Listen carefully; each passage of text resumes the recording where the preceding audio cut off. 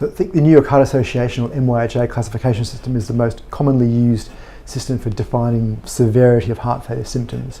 It's a vague, fuzzy classification, but still is very communicative between physicians. It's a 1 to 4 system. NYHA class 1 is what everybody hopefully is. That's only get breathless when they're pushing themselves markedly. Going for a run, for example, you'd expect to get breathless going for a run. That's NYHA 1. NYHA 2 is when you start to get breathless doing activities of usual daily life, going upstairs, rushing a little bit to catch that bus. NYHA 3 is a particularly long, fuzzy grey zone, but really if a patient can't do their things of day-to-day living, such as they get breathless doing the shopping, they have to stop going more than 100 metres or so, or in the extreme cases of the spectrum where they can struggle to get around the house. NYHA 4, hopefully you should be getting off to hospital, not seeing very often, is can't really even do anything without getting short of breath. Patients with acute pulmonary edema in the middle of the night have NYHA class 4, but those who get breathless getting from the bed to the bathroom, that's NYHA class 4 severity.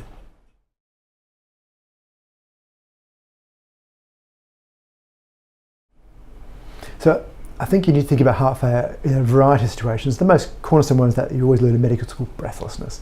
Classically exertional breathless, but can develop to the point of being breathlessness on lying flat, or need to prop themselves off pillows to avoid breathlessness.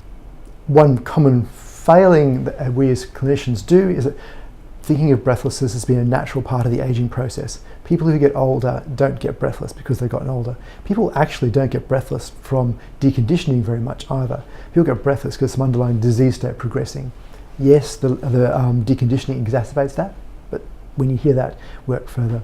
Other missed and not uncommon presentations of heart failure include abdominal bloating, loss of appetite, nausea, anorexia. Obviously peripheral edema everyone thinks about. Don't dismiss it and neglect it of other things. Finally, syncope or pre-syncope can also be a manifestation of heart failure and should be a trigger or a reason to look further into underlying cardiac disease. The other important point when considering the diagnosis is the background risk factors. Patients who've had any risk factors for ischemic heart disease, who have a history of high alcohol intake, have a history of chemotherapy, radiotherapy, particularly involving the chest and thoracic regions, should have a heightened level of awareness of the possibility of heart failure.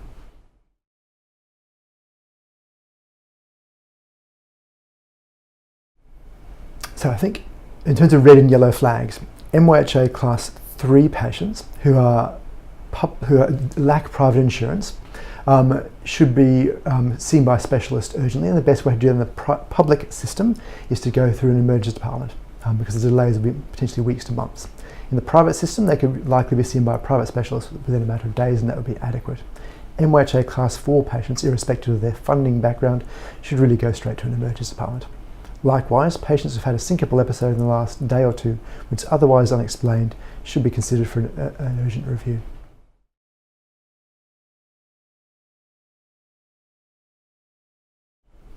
If your patient doesn't need urgent review by a specialist or hospitalisation, there are a number of tests and examinations you should do.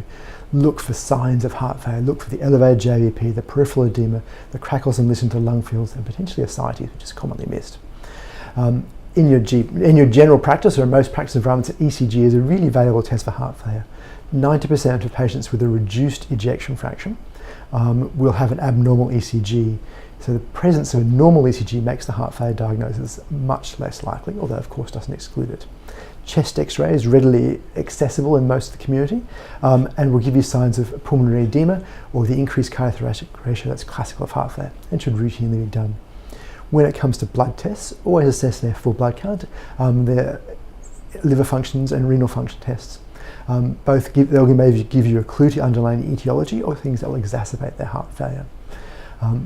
The next tests you need to do depend a bit on your practicing environment and what the delay to further review is going to be.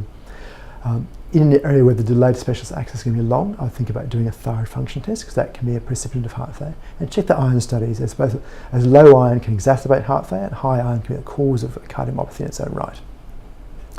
If you've got access to echo within a matter of days, which can be done through medical imaging or through a private cardiologist, and that's a good test to do at this next step. Bearing in mind that most medical imaging providers don't have the expertise to do a detailed echo, but they provide an adequate screening tool. Cardiologists will generally provide a much higher quality echo with much more detail and be much less likely to miss subtle diagnostic differences that help tease out your heart failure. If you don't have ready access to an echo, but you really need to make that diagnosis, a BNP or an NT-proBNP are both useful tests that are available through most pathology laboratories around the country.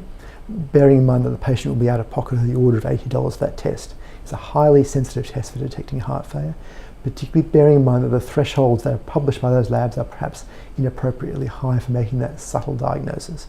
It's probable that levels of BNP as low as 30 or NT-proBNP as low as 120 would be enough to make you highly suspicious of a diagnosis of heart failure.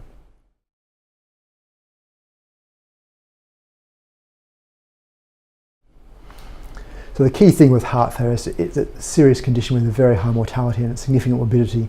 If you're uncertain about the diagnosis and have a suspicion of possible diagnosis, refer for further investigation. Next thing, of course, is don't dismiss the classic signs as a process of aging.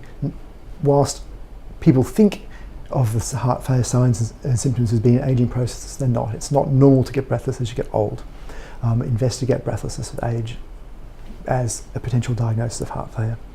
And the final important point is to refer the patients acutely if they're very unwell. NYHA class 3 breathlessness really needs to be seen within a matter of a couple of days at most, and NYHA class 4 patients should just go directly to an emergency department.